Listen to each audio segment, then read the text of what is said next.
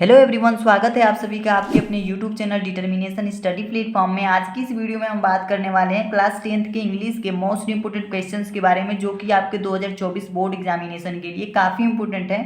तो 100% ये सारे क्वेश्चन आपके बोर्ड एग्जाम में आ सकते हैं। तो एक एक करके सारे प्रश्नों को समझेंगे और सारी चीज़ों को हम अच्छे तरीके से देखेंगे। सबसे पहले मैं बता दूं तो और भी जितने भी आपके सब्जेक्ट हैं उनके अगर आप इंपोर्टेंट क्वेश्चन देखना चाहते हैं तो लिंक डिस्क्रिप्शन में मिल जाएगा। सारी चीज़ें हमने बता रखी है, सारे चैप्टर्स के इंपोर्टेंट क्वेश्चन मैंने करा रखे हैं। तो जो भी चीज़ें आपको देखनी है वहाँ से डिस्क्रिप्शन में से आप देख सकते हैं, और बाकी जो भी चीज़ें हैं वो मैं आपको प्रोवाइड करता रहता हूँ। तो इस चैनल को सब्सक्राइब कर लीजिए, क्योंकि इस पे सारे सब्जेक्ट की तैयारी बहुत ही बेहतरीन तरीके से कराई जा रही है। तो चलिए देखते हैं पहला क्वेश्चन हमारे पास क्या है। पहला क्वेश्चन है हमारे पास, why did Lencho say the raindrops were like new coins. तो इस प्रश्न में ये कहा गया है कि जो लेंचो था उसने जो रैन की बूंदें थी, यानी कि बारिश की जो बूंदें थी, उनको न्यू कॉइन्स के जैसे क्यों बताया था, क्यों कहा था। लेंचो ने क्यों कहा था कि ये जो बारिश की बूंदें हैं नए सिक्कों के जैसी हैं, ठीक है।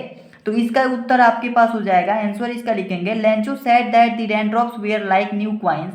लेंचो ने कहा कि ये जो बारिश की बूंदें हैं नए सिक्कों की जैसी हैं, बिकॉज क्योंकि with rain his field of ripe corn would produced a good harvest.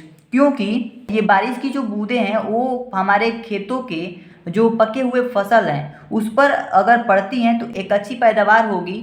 A good harvest would help him in earning more money, और एक जो अच्छी पैदावार होगी वो हमें अधिक पैसे कमाने में मदद करेगी, ठीक है। और इसलिए जो लेंचो था उसने बारिश की बूंदों को ये बताया कि ये जो है नए सिक्के हैं। अब हम अगले क्वेश्चन की तरफ चलते हैं। क्वेश्चन नंबर दूसरा है हमारे पास, when did Mandela realise that his freedom was an illusion. ठीक है, तो इस प्रश्न में ये कहा गया है कि मंडेला को कब रियलाइज हुआ, यानी मंडेला को कब अनुभव हुआ कि उसकी जो आज़ादी है, यानी फ्रीडम मतलब आज़ादी है, वो एक इल्यूजन है। इल्यूजन मतलब होता है भ्रम।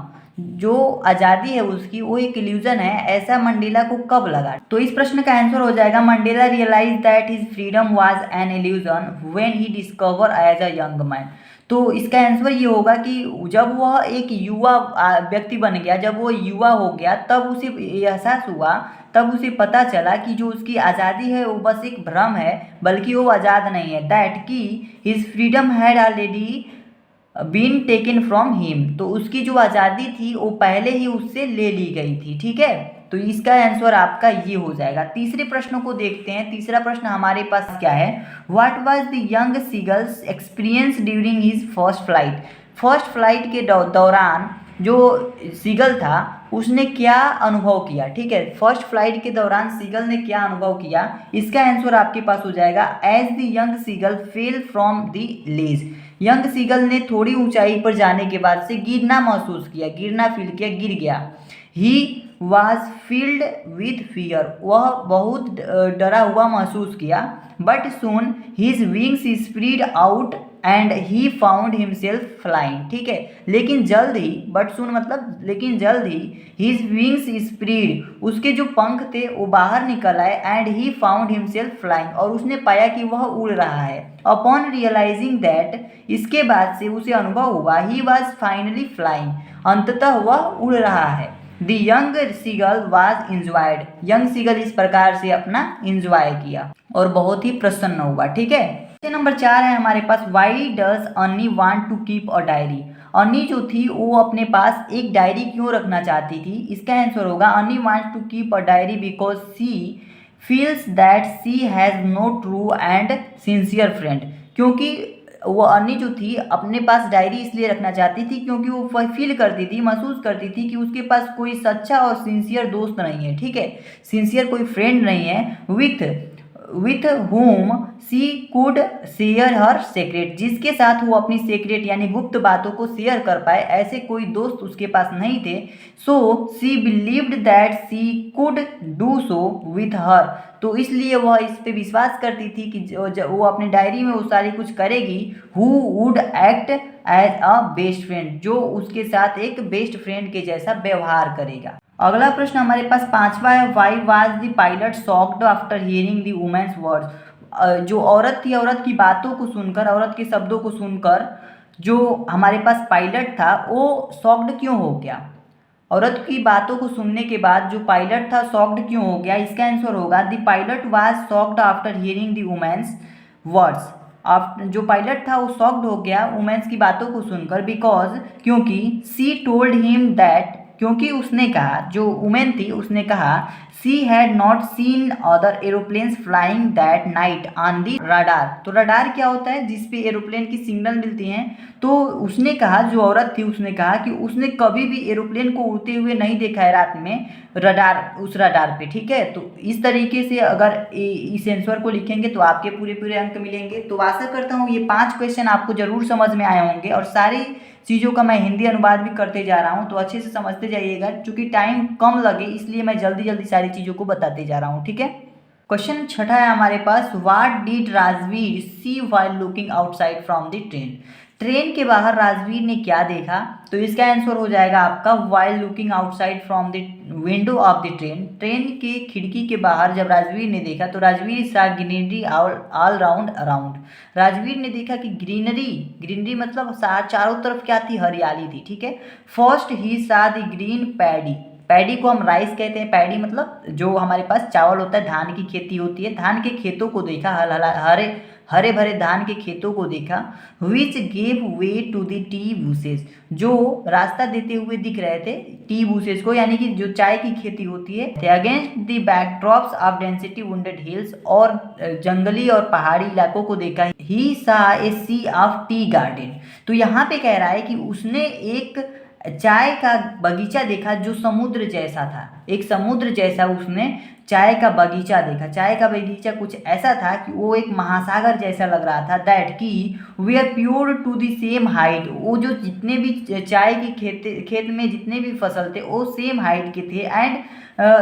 And this beautiful view amazed and fascinated him, और यह सुंदर सा दृश्य, मनोरम दृश्य उसे बहुत ही प्रसन्नता प्रदान की। ठीक है, तो राजवीर ने ये सब चीज़ें देखी और उसका वर्णन हमने इस तरीके से कर दिया। आगे चलते हैं। आगे हमारा जो क्वेश्चन है, क्वेश्चन नंबर 7 है, why does he go to Basra, how long does he wait there and why. तो यहाँ पे मैक्सवेल की बात किया जा रहा है। मैक्सवेल की बात किया जा रहा है कि मैक्सवेल जो था बासरा क्यों गया था, how long does he wait there, और उसने कितना दिन वहाँ पे ठहरा हुआ था यानी रुका था, एंड वाई किस लिए गया था। ठीक है, तो इसका आंसर हो जाएगा हमारे पास, Maxwell goes to Basra to collect and answer his mail. उसके यानी कि मेल का आंसर देने के लिए और उसको कलेक्ट लेने के लिए गया था फ्रॉम यूरोप, जो यूरोप से मेल आया था उसके लिए। ठीक है, तो उसको लेने और उसका आंसर देने के लिए वो गया हुआ था बासरा। ठीक है, कहाँ गया था? बासरा गया था।